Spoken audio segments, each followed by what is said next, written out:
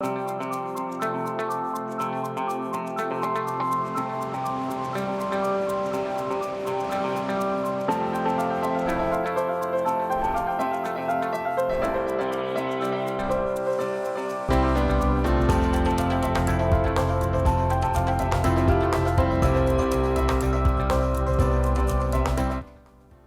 afternoon. Thanks for joining us across the fence. I'm Keith Silva, in for Fran Stoddard. The UVM Extension Center for Sustainable Agriculture was founded in 1994 to conduct research and outreach to help Vermont move forward as a leader in sustainable agriculture practices. 30 years ago, for example, grazing cattle for milk and meat was an infrequent practice, and no one was talking about climate change in any informed or meaningful or practical way. Now the research taking place at the Center for Sustainable Agriculture on grazing, climate change, and water quality is central to these discussions in Vermont and nationwide. We're going to talk about those topics and the state of sustainable agriculture with Joshua Faulkner, the UVM Center for Sustainable Agriculture's Farming and Climate Change Program Coordinator, and recently named the Interim Director. Thanks for talking with us today, Joshua. Morning, Keith. Really good to be with you. We profiled your work and the work of your colleagues at the Center for Sustainable Ag many times, but remind us of the center's mission and goals. Yeah, great question. So, put simply, the mission of the Center for Sustainable Ag is to elevate and advance sustainable agriculture in the state of Vermont, but really with an eye on all three legs of the sustainability stool. So economic sustainability, environmental sustainability, and social sustainability. The center's been doing this work for over 25 years, and our goal is to ultimately, make Vermont really the leader of sustainable agriculture in the state of Vermont. I'm sorry, in the country. In the country, right. And in Vermont, it's all good. Absolutely. Joshua, I've heard this term regenerative agriculture come up on Across the Fence with different guests and ag leaders and researchers in the last few months. What's the difference between sustainable agriculture and regenerative agriculture? And what does it mean outside of an academic setting for folks like yourself and your colleagues? Yeah, that's quite the buzz term right now. So the way I think of it, sustainable agriculture is really, farming. If we apply it to farming in a way that we're not using any of our resources at a faster rate than we're replacing them, right? So we're not taking anything away. And then regenerative is similar, except with regenerative agriculture, the idea is we would actually be adding something back, not only not taking away, but adding something back and building our resources. So I think the area where this first kind of came into kind of common usage was related to sustainable agriculture and climate change mitigation, with the idea being that farms, through adding carbon to their soils, could become part of the solution to climate change, and that's regenerative. Now it's it's broadened in its definition and can apply to farms creating pollinator habitat, for example. Okay. Any way that farms can produce ecosystem services and provide an added value to us, to society as a whole. Right. And regardless of the terminology, you've already brought it up, making sure that it is economically sustainable is the whole point, right? Absolutely. Economically sustainable, environmentally sustainable, and then I gotta throw in that third leg of the sustainability stool. We want to make sure it's, these practices, they're regenerative, that they're also, looking out for the livelihoods of farmers and farm workers. They're adding vibrancy to our communities, and the practices are generally equitable. Right. Good point. I was there with you last summer on a project that you were working on with a rainfall simulator measuring agricultural runoff. Any updates to this project? Yeah, so this is climate change disrupts agriculture. It also disrupts agriculture research.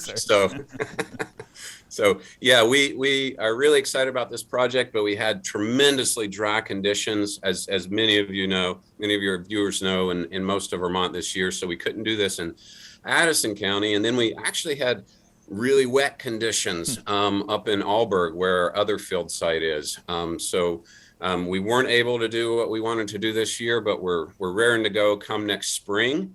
We're going to get that unit back out there and start with first cut manure application after first cut.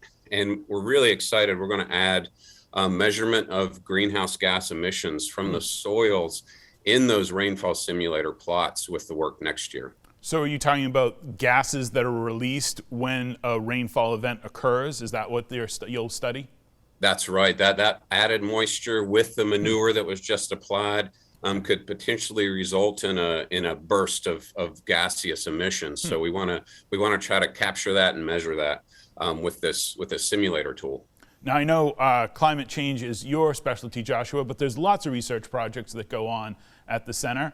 Talk about the grazing projects that you and your colleagues are working on and how it now connects to food systems. Yeah. In the center, we have a real powerhouse team of folks working on grazing.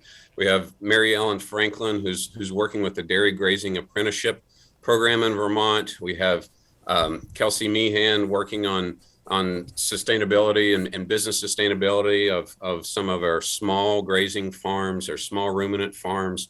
And then Amber Reed, who's working on water quality practices, helping farmers adopt and practices that are going to benefit water quality.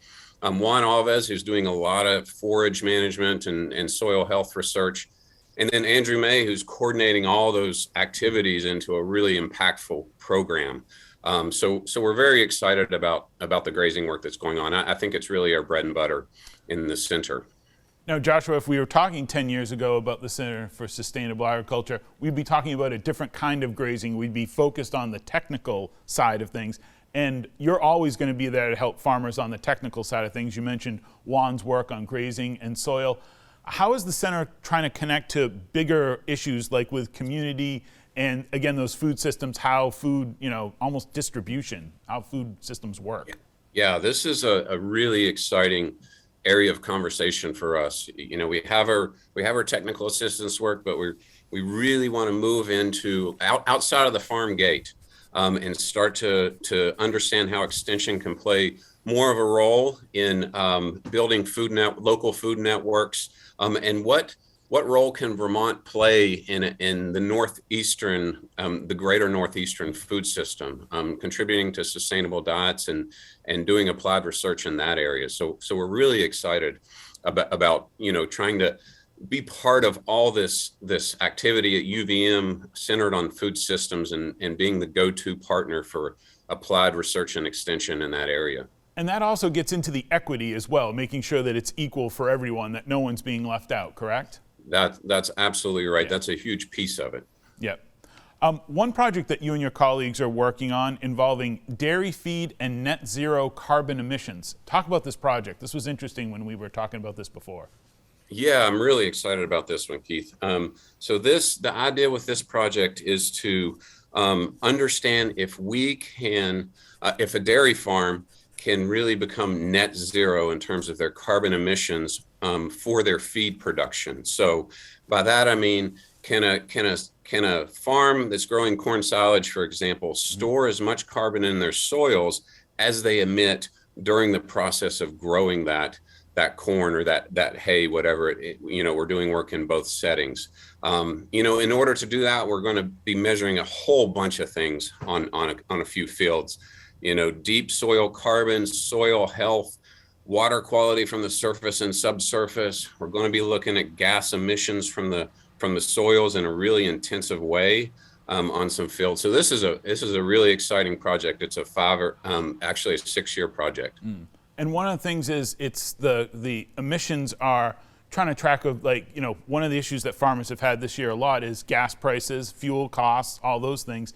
And this also gets to that to see how much is being spent versus how much is being, carbon, sequestration or whatever. Correct? That's kind of what we're talking about. Yeah, it wraps that up too. That's right. Part of the emissions for growing crops, and then we have those other emissions, the carbon dioxide that actually comes up out of the soil as it's tilled and as manure is applied. So it's considering both of those. Right. If you're just joining us, I'm talking with Joshua Faulkner, the climate change and at the climate change professional at the Center for Sustainable Agriculture. You've been the coordinator now for 9 years, Joshua, you told me. What do you think has changed in those 9 years when you started to now? Wow. Yeah, 9 years. Yeah, sorry, That's big question. I would say generally what I've seen change is just an acceptance across the farms and farmers of the realities of climate change. And that's really encouraging. It shouldn't be surprising, though, because I think farms deal with and feel the effects of climate change much more so than us in the general public do. And they've kind of swallowed that, and they're adapting, and they're trying to build more resilient systems, and that's really encouraging. Yeah, what practices do you think have gained the most traction?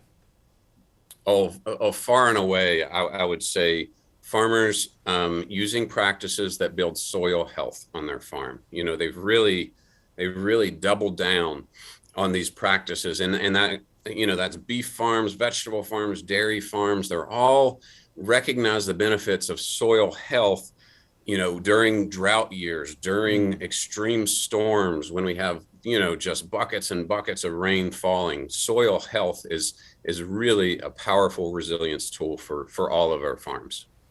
A lot of time, the time I've spent with you out in the field, it's always been in the summertime, but it's not like you go into hibernation in the winter. You said winter is sometimes even just as busy as the summer. I would actually say winter is busier than the summer in many ways. If you think about Vermont, and we have, lots of snow on the ground, we have rain events, we have January thaws. That's when a lot of runoff happens in Vermont, because their soils are frozen. If you can kind of think of them like a parking lot, if they're frozen in January and we have a thaw, all that snow runs off, that warm rain in February runs off. So we're out there trying to catch that and measure it. Excellent.